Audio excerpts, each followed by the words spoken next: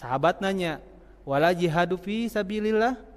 Apakah jihad fi sabilillah pun tidak bisa membandingi amal-amal yang dilakukan di 10 pertama bulan Dzulhijjah?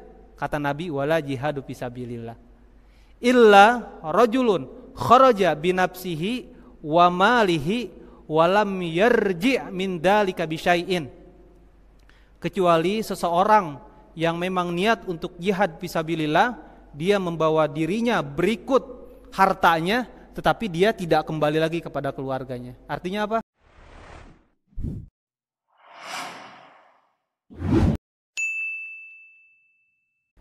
Bismillahirrahmanirrahim.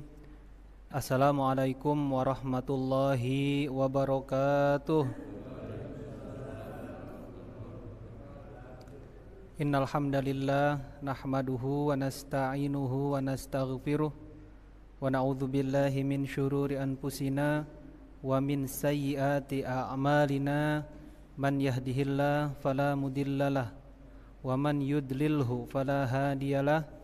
Allahumma salli wa sallim ala sayyidina Muhammadin wa ala azwajihi wa dhurriyyatihi kama sallaita wa sallamta ala ali Ibrahim wa barik ala Muhammad wa ala azwajihi wa dhurriyyatihi kama barakta ala ali Ibrahim fil alamina innaka Hamidum Majid.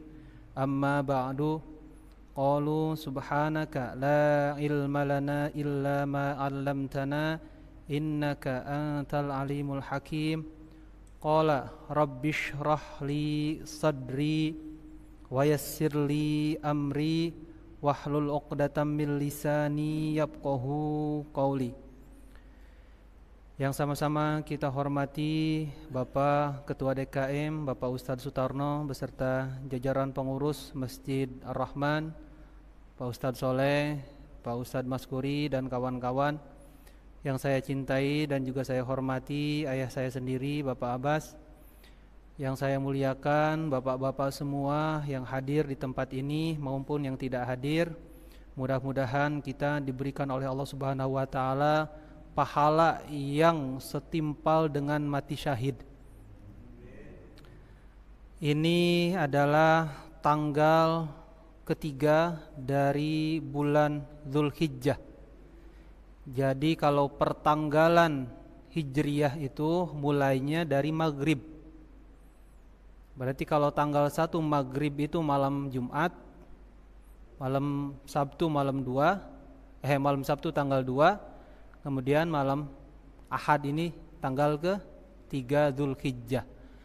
Jadi apabila bapak-bapak nanti lihat ada orang yang jembrosan, kemudian lihat kukunya pada panjang-panjang, berarti itu mengamalkan hadis Nabi sallallahu alaihi wasallam.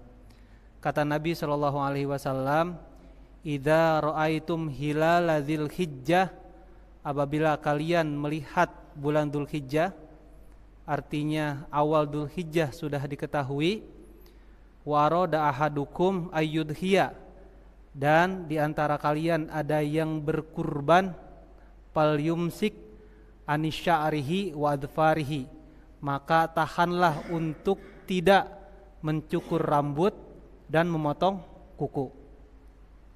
Jadi disunnahkan kepada orang yang berkurban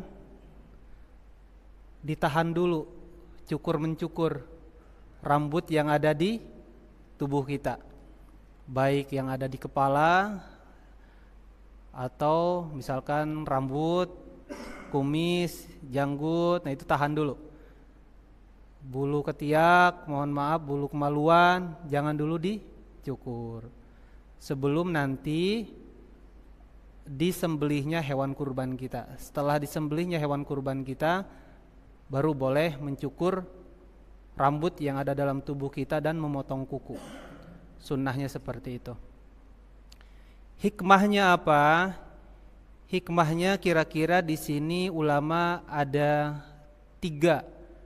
Yang pertama adalah karena kita semua di bulan haram ini hati-hati dalam melakukan kemaksiatan.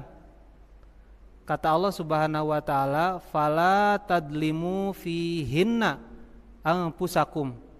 Jangan sampai kalian di bulan haram itu mendolimi diri kalian sendiri. Jangankan mendolimi diri kita dengan melakukan kemaksiatan. Kita diperintahkan oleh Nabi SAW untuk tidak memotong kuku dan mencukur rambut, kita laksanakan. Hal sekecil itu pun kita laksanakan. Apalagi ini maksiat. Hikmah yang pertama. Hikmah yang kedua adalah ini merupakan simbol dari pengguguran dosa kita. Karena kata Nabi SAW, udhuruha idza dzabahtum. Hadirilah oleh kalian semua jika kalian berkurban. Fa innahu yaghfiru lakum inda awwali qatrati min dami. Jadi karena Allah Subhanahu wa taala pasti mengampuni kalian di tetesan pertama darah hewan kurban itu. Maka sebelum kita mencukur rambut dan memotong kuku, jadi itu simbol pengguguran dosa kita. Jadi dosa kita digugurkan dengan simbol mencukur rambut setelah penyembelihan hewan kurban. Yang ketiga hikmahnya adalah tasabbuh. Tasabbuh di sini menyerupai. Menyerupai siapa? Menyerupai orang-orang yang muhrim. Muhrim itu apa, Pak? Muhrim itu bukan orang yang haram dinikahi. Muhrim itu adalah mereka-mereka yang sedang berihram sekarang. Itu namanya muhrim. Kalau orang-orang yang dilarang atau wanita yang dilarang untuk dinikahi namanya mahram. Harus dibedakan mahram. Kalau muhrim adalah saudara-saudara kita yang sedang haji sekarang ini, yang sedang ihram. Namanya muhrim itu. Tasabuh kenapa? Karena mereka dari tanggal 1 Dzulhijjah sampai nanti tanggal 10 Dzulhijjah mereka pun sama. Dilarang, bahkan wajib hukumnya untuk tidak mencukur rambut dan memotong kuku. Wala tahliku ru'usakum hatta yablughal hadyu mahillah. Al-Baqarah 196. Jadi janganlah kalian memotong rambut kalian hingga hewan hadyu sampai di tempat penyembelihannya. Nah itu Al-Baqarah ayat 196. Jadi ada 3 di sini hikmah kenapa seseorang mudhahi ini adalah orang yang akan berkurban, disunnahkan untuk tidak mencukur rambut, mencukur kumis dan bulu-bulu yang ada di tubuh kita, serta tidak memotong kuku. Nah itu kira-kira. Bapak-bapak yang dirahmati oleh Allah Subhanahu wa taala, kita berharap bahwa hadirnya kita di majelis ilmu malam ini mudah-mudahan ini adalah setara dengan pahala orang yang mati syahid, jihad dan sekaligus mati syahid. Karena kata hadis, kata keterangan, senikmat-nikmatnya mati itu adalah mati syahid. Karena kalau Bapak lihat orang-orang yang sedang sakaratul maut, itu kita lihat kayaknya mereka itu biasa aja gitu, gak ada kesakitan apapun. Padahal orang yang sedang sakaratul maut, yang wafatnya biasa saja di atas tempat tidur, itu justru mengalami kesakitan lebih sakit daripada orang yang dibunuh ketika perang. Keterangannya seperti itu. Tapi kita kebalikannya, melihat orang yang dipancung ketika perang, melihat orang yang dibunuh ketika perang, kita ngeri gitu kan. Padahal itu adalah cara kematian yang paling mudah. Artinya ditebas lehernya, buntung, udah mati kan gitu. Gak ada proses sakaratul maut. Dan itu menurut hadis Nabi SAW kematian yang paling nikmat. Andai kata ditanya kepada orang-orang yang mati syahid, apa yang ingin engkau lakukan di dunia? Nikmat apa yang ingin kau rasakan di dunia? Aku di dunia ingin merasakan kembali dibunuh ketika membela agama Allah. Gitu. Jadi kan kita kebalik, mata dohiriyah kita kebalik kan. kayaknya enak gitu kan, mati di atas tempat tidur. Padahal itu paling sakit Pak, menyakitkan sekali. Katanya itu lebih daripada 300 ditusuk oleh pedang ketika sakaratul maut itu.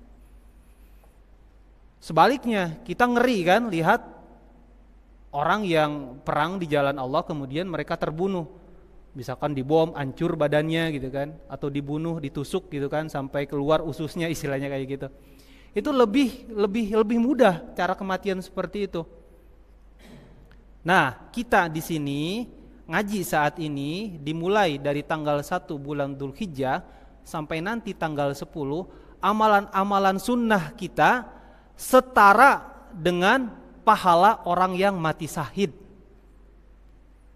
Kata Nabi SAW dari Ibnu Abbas, ini ada di Sunan At-Tirmidzi nomor hadis ke-757. Abu Dawud ada, Ibnu Majah ada, Musnad Imam Ahmad ada. Teksnya seperti ini dari At-Tirmidzi. Ma min ayyamin al-amalus solihu, tidak ada hari yang mana hari itu kita mengerjakan amal soleh, fihinna ahabbu ilallah, yang di dalam hari itu lebih Allah cintai, min hadhil ayyamil ashri, dibandingkan dengan 10 hari pertama bulan Dzulhijjah.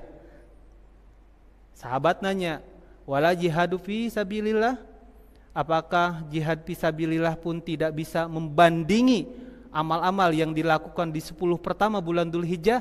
Kata Nabi, wala jihadu fi sabilillah illa rajulun kharaja binafsihi wa malihi wa lam yarji' min dalika bisyai'in, kecuali seseorang yang memang niat untuk jihad fisabilillah, dia membawa dirinya berikut hartanya, tetapi dia tidak kembali lagi kepada keluarganya. Artinya apa?